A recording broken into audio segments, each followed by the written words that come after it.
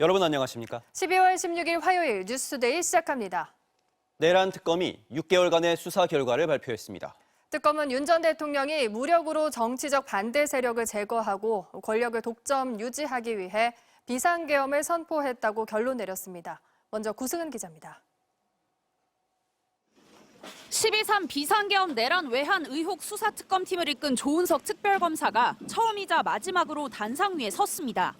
조 특검은 윤석열 전 대통령이 밝힌 계엄의 명분은 허울이었을 뿐 진짜 목적은 권력의 독점과 유지에 있었다고 강조했습니다. 반대 세력을 제거하고 권력을 독점 유지할 목적으로 비상계엄을 선포한 사실을 확인하였습니다. 특검은 윤 전 대통령이 군을 이용해 무력으로 정치 활동과 국회 기능을 정지시키려 했다고 판단했습니다. 그 근거로 모든 좌파 세력의 붕괴 등이 적힌 노상원 전 정보사령관의 수첩을 꼽았습니다. 최상목 전 경제부총리에게 전달된 국가 비상입법기구 예산 편성 등 지시문건과 이상민 전 행안부 장관이 받은 언론사 단전단수 지시문건도 근거가 됐습니다. 특검은 윤 전 대통령이 검찰총장직에서 물러난 지난 2021년 6월부터 더불어민주당을 거대 의석을 갖고 자유와 법치를 부정하는 세력으로 규정한 사실에도 주목했습니다. 자신을 거스르거나 반대하는 사람을 반국가 세력으로 몰아 비상계엄을 통해 제거하려 한 사실을 확인할 수 있습니다. 특검은 윤 전 대통령이 군을 동원해 사법권을 비상입법기구로 입법권을 장악해 무소불위의 독재 체제를 구축하려 했고 평소에도 이런 마음이 내재적으로 깔려 있었다고 봤습니다. 이를 통해 김건희 씨의 사법 리스크 등 윤 전 대통령이 자신이 가진 문제를 한 번에 해결하려 했다는 겁니다. 6개월에 걸친 수사 끝에 내란 특검은 윤석열 전 대통령과 정부, 대통령실, 군 관계자 등 총 24명을 재판에 넘겼습니다. 한덕수 전 국무총리를 비롯한 국무위원과 국회의원들의 내란 동조 혐의에 대해선 지위가 높을수록 행동과 역할은 지위와 함께 평가받아야 한다며 헌법적 책임을 지적했습니다. MBC 뉴스 구승우입니다. 정치권에 대한 전방위적 로비 의혹이 일고 있는 통일교에 대해 경찰이 오늘 새벽까지 압수수색을 진행했습니다.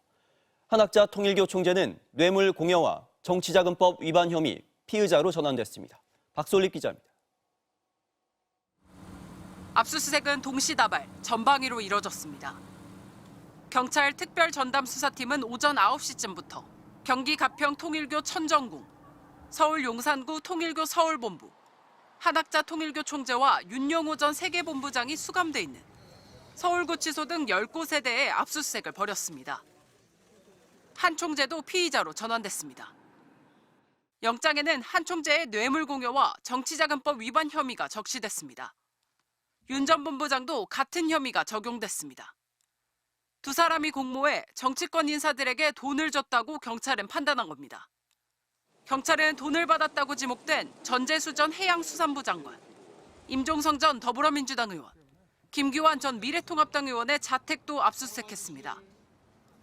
현직 의원이기도 한 전재수 전 장관의 경우 의원실도 압수수색 대상에 포함됐습니다. 혐의점이 뭡니까? 뇌물수수혐의 맞습니다. 영장에는 전재수 전 장관은 뇌물수수 혐의, 임종성, 김규환 전 의원은 정치자금법 위반 혐의가 적시됐습니다. 전재수 전 장관은 2018년 무렵 현금 2천만 원과 1,000만 원 상당의 고가 시계 한 점을 받은 혐의, 임종성, 김규환 두 전직 의원은 2020년 4월 총선 무렵 각각 약 3천만 원의 금품을 받은 혐의가 기재됐습니다. 통일교는 금품 전달은 윤 전 본부장 개인의 일탈이라며 선을 긋고 있고 윤 전 본부장은 최근 재판에 나와 금품 전달을 부인하는 취지로 증언해 앞선 특검 진술을 번복했습니다. 전재수, 임종성, 김규환 세 사람도 모두 금품을 받은 적 없다고 부인하고 있습니다. 수사의 성패는 통일교 자금 흐름 추적 등을 통해 금품 전달을 뒷받침할 물증을 찾느냐에 달려있을 것으로 보입니다. 김건희 특검이 통일교 의혹과 관련해 편파 수사를 했다는 혐의도 수사 중인 경찰은 특검을 상대로도 압수수색해 관련 자료들을 확보했습니다. MBC 뉴스 박솔립입니다.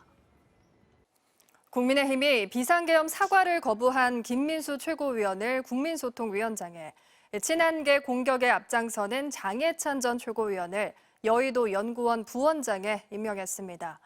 비상계엄에 대한 옹호와 사과가 엇갈리며 균열이 드러난 가운데 국민의힘 분열이 가속화되는 것 아니냐는 분석이 나옵니다. 이문현 기자입니다.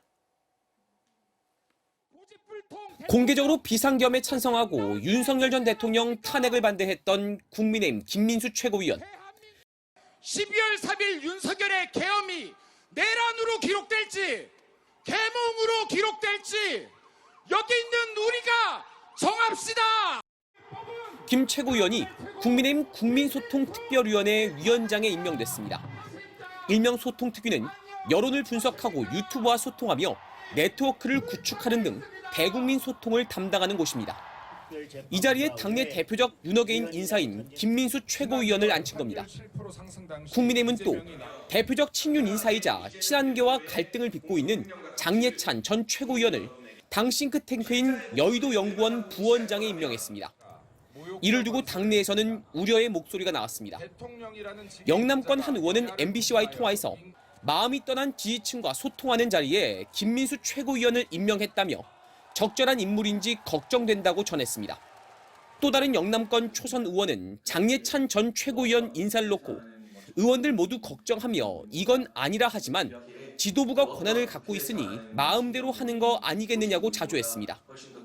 윤한홍 의원 같은 원조 친윤계 인사마저 비상계엄에 대한 사과를 요구하고 있는 상황에서 장동혁 대표가 윤어게인 인사를 요직에 기용하며 당내 갈등만 커지고 있는 겁니다. 이 같은 분위기는 당 회의에서도 그대로 드러났습니다. 양양자 최고위원이 비상계엄 사과 필요성을 언급하자 계엄 정당론이나 부정선거론 과연 도움이 될까요? 김민수 최고위원이 끼어들어 당대표를 흔들지 말라며 반발하고 나섰습니다. 우리 손으로 뽑은 당대표를 흔들려고 합니까? 장동혁 대표의 인선을 두고 친한계에선 윤어게인이 만세를 부를 것이란 반응까지 내놓고 있는데 더 강성으로 기우는 지도부를 두고 당내 분열은 더 가속화하는 모습입니다. 이를 두고 여당에선 합리적인 보수정당의 길은 불가능한 걸로 보인다며 차라리 당명을 극우의 힘으로 바꾸라는 지적이 나왔습니다. MBC 뉴스 이문현입니다. 현대차의 호세 무뇨스 사장이 구금 사태가 발생했던 미국 조지아주를 방문해 일자리 4만 개를 창출할 것이라고 현지 언론 인터뷰에서 밝혔습니다. 러트닉 미국 상무장관은 고려아연이 테네시주에 대형 재련소를 짓기로 한 소식을 언급하며 미국의 큰 승리라고 말했습니다. 워싱턴 김재용 특파원의 보도입니다. 현대자동차 호세 무뇨스 사장은 지난 9월 한국인 300여 명의 구금 사태가 발생했던 조지아주를 방문해 현지 언론 애틀랜타 비즈니스 크로니클과 한 인터뷰에서 4년간 260억 달러, 약 38조 원을 투자한다고 밝혔습니다. 조지아주와 미국에 대한 투자 방침은 변함없다고도 말했습니다. 그는 조지아주의 현대차 메타플랜트에 대해 로봇 자동화와 인공지능 등 다양한 수단을 통해 생산성을 최대한 늘릴 것이며 자동차 생산은 물론 물류 공급망까지 현지화해 비용을 줄이고 경쟁력을 높일 것이라고 예고했습니다. 또한 최대 생산량에 도달할 때까지 채용을 계속할 것이라며 조지아주에 직간접적 일자리 4만 개를 창출할 것이라고 강조했습니다. 특히 한미 협상에 따른 관세 인하를 지적하며 관세 해법은 간단한데 그건 현지화로 예전부터 의논해왔고 지금 실행하고 있다고 말했습니다. 미국 현지화 투자 전략을 강조한 것으로 비슷한 취지의 언급은 미국 정부에서도 나왔습니다. 고려아연이 테네시주에 약 74억 달러, 우리 돈 10조 9천억 원을 투자해 대규모 재련소를 건설하기로 트럼프 정부와 계약한 것에 대한 반응인데 러트닉 상무장관은 미국의 큰 승리라고 주장했습니다.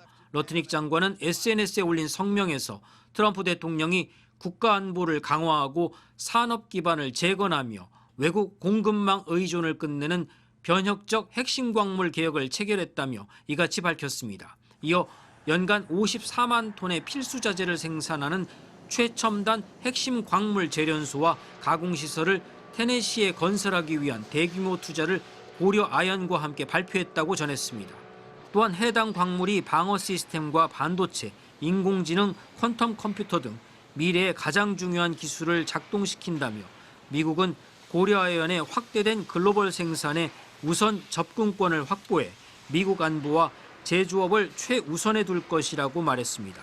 아울러 이것이 이기는 방식이라며 미국에서 만들고 공급망을 확보해 일자리를 창출하고 미국을 산업기술의 리더로 유지하는 거라고 강조했습니다. 국정 지지율이 점점 떨어지는 상황에서 관세와 투자 유치란 핵심 정책의 효과를 홍보해 상황을 반전시키기 위한 전략으로도 풀이됩니다. 워싱턴에서 MBC 뉴스 김재용입니다.